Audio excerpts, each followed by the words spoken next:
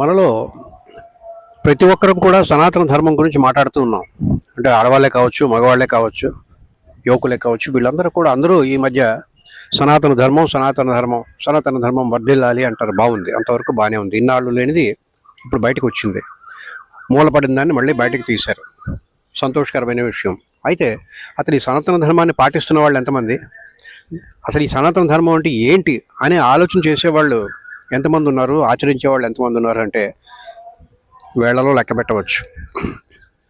అలాగని చెప్పి ఇదేదో వేదపరంగా వచ్చింది, పరమ నిష్ఠాగరిష్టమైనటువంటి పద్ధతులు ఉంటాయి, దీంట్లో నియమాలు అవి ఉంటాయి అని ఏమి భయపడిన అవసరం. చాలా సింపుల్ విషయాలు ఉన్నాయి.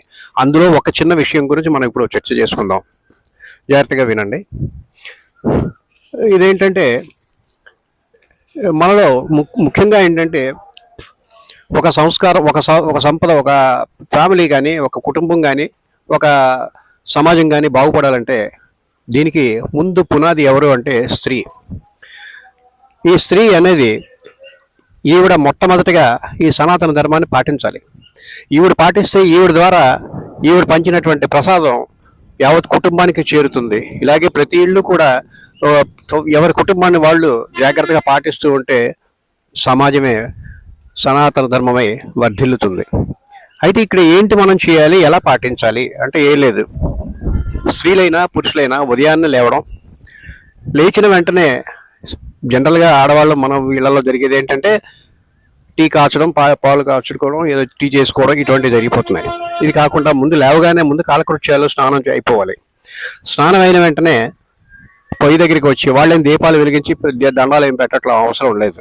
స్నానం చేసి పరిశుభ్రంగా కొత్త నూతన వస్త్రాలు, అంటే కొత్తవి కాదు, ఇస్త్రీ చేసిన వస్త్రాలు ధరించి పొయ్యి దగ్గరికి వెళ్ళి కృష్ణార్పణం అని చెప్పి ఆ పొయ్యిని కూడా కృష్ణ స్వరూపంగా భావించి నమస్కారం పెట్టి వంట ప్రారంభించండి. అక్కడి నుంచి వార్చే ప్రతి వస్తువు, అది టీ అవ్వచ్చు, కాఫీ అవ్వచ్చు, కూర అవ్వచ్చు, అన్నం అవ్వచ్చు, పప్పు అవ్వచ్చు, ఏదవనియండి. మీరు ఆ రోజు ఏదైతే మీ పిల్లలకి, మీ భర్తలకి పెట్టాలని ఏదైతే మీరు వంటకం చేశారో ఆ వంటకం పాత్ర దించిన ప్రతి పాత్ర కూడా దించే ముందు కృష్ణార్పణం అని చేతిలో కొద్ది నీళ్లు తీసుకొని దాని చుట్టూ తిప్పి నమస్కారం పెట్టి కృష్ణార్పణం అని చెప్పి దించేయండి. ఇలాగ ప్రతి వస్తువు చేస్తూ ఉంటే అది పదార్థమైతే ప్రసాదం అవుద్ది, ద్రవం అయితే తీర్థం అవుతుంది. ఈ తీర్థ ప్రసాదాలు ఒక నియమబద్ధంగా, అంటే మామూలు రోజు మీరు పెట్టుకున్నట్టే పిల్లలకు కానీ, భర్తకు కానీ, పెద్దలకు కానీ ఈ భోజనం కానీ పెట్టినట్టయితే వాళ్ళలో విపరీతమైనటువంటి మార్పులు వచ్చేస్తాయి. అంటే వాళ్ళ ఒక మంచి లక్షణాలు కొట్టొచ్చినట్టు కనిపిస్తూ ఉంటాయి. ఎందుకంటే ఆ ప్రసాదం